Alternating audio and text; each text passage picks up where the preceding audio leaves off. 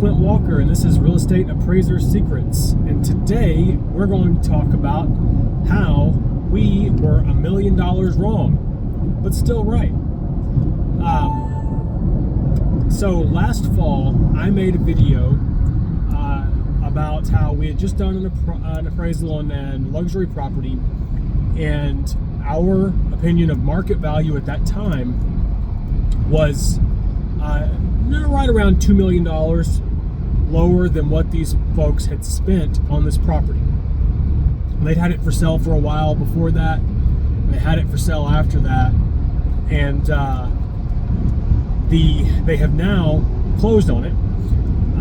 And in our office, we care about our work. Like when we do pre-listing appraisals for people, or appraisals while they have it listed and can't figure out what's keeping it from selling, we check our work and see once it closes and see where our value, how it matches up with what they actually closed for. And I'll tell you, we keep spreadsheets of this stuff and track our kind of score ourselves, and we do pretty well. So maybe I'll make a video sometime about things that keep us from doing well on that, or that affect. I don't know what the right way is. I'll think about it and come back to that. Anyway, we checked our results on this one, and these folks managed to sell their house for $1 million more than our opinion of value. But it was still $1 million less than what they spent on the property. Okay, so we were $1 million wrong, but we were still right, because as I said in that video, and what I explained to these folks who were very kind,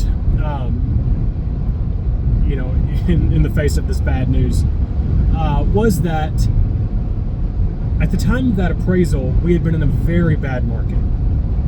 And the market is still not great.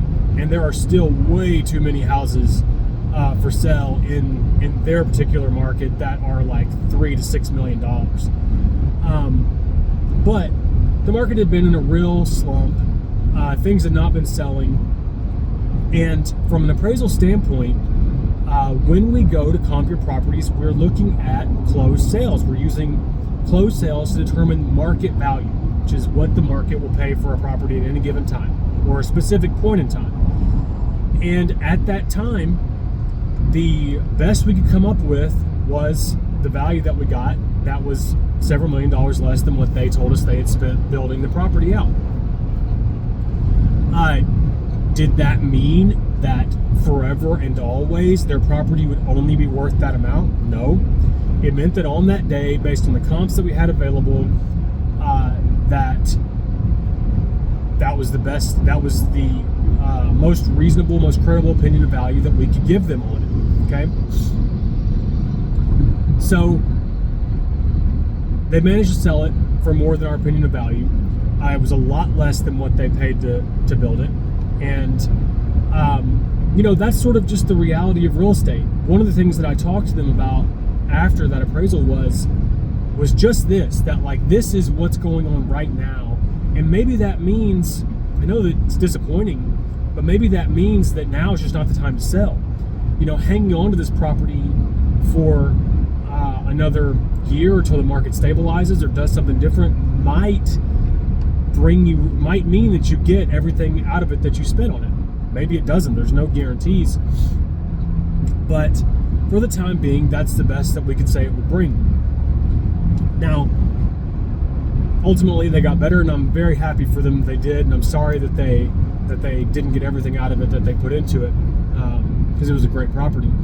But this also reminds me of a really interesting phenomenon that I see sometimes in real estate.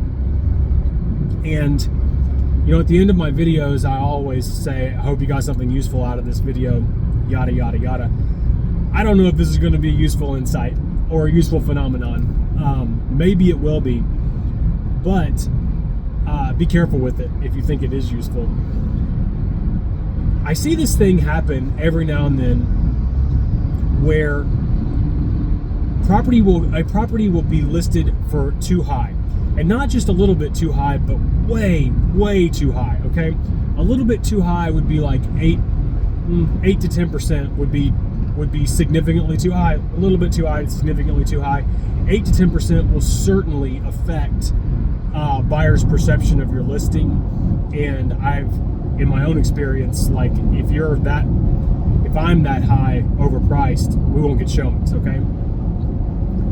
But there seems to be this phenomenon where if you are maybe 30% too high, 40% too high, okay, so let's imagine you had your listing was $8 million and all the comps were like similar comps were $5 million.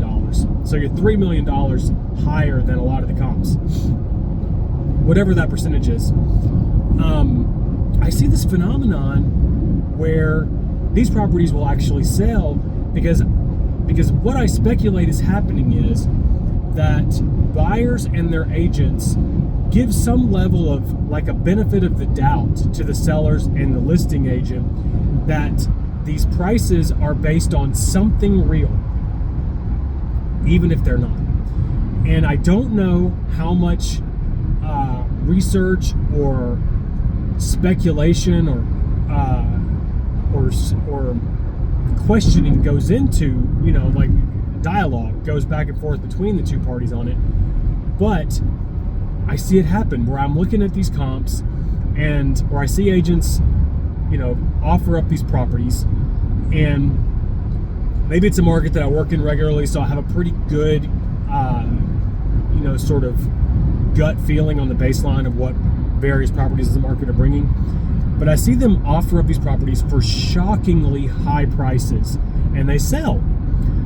So I kind of think that maybe a little bit of that happened here, because imagine, you know, if a property's been listed for a year at $8 million, and, you know, there's a lot of comps in the market that suggest it ought to be $5 million. But over this property's listed, and the seller really and the listing agent really stick to their guns, and they just make typical price decreases like any of us would do if the property's not selling. But about the time you've made typical price decreases down to, you know, you've dropped it $1 million, okay? You're still $2 million higher than what a lot of the comps suggest you ought to be at. But when buyers look at this, I think that they think, well, this property's come down $1 million. So yeah, they were definitely overpriced now, but they're $1 million below that. And now I have this feeling that I'm getting a better deal on this. So let's make a move. I don't know. I'd be curious if any of you who watch this see a similar phenomenon, but this is, I've seen it, I'm going to say many times. I've seen it many times where I feel like a property is just priced at a fantastic price,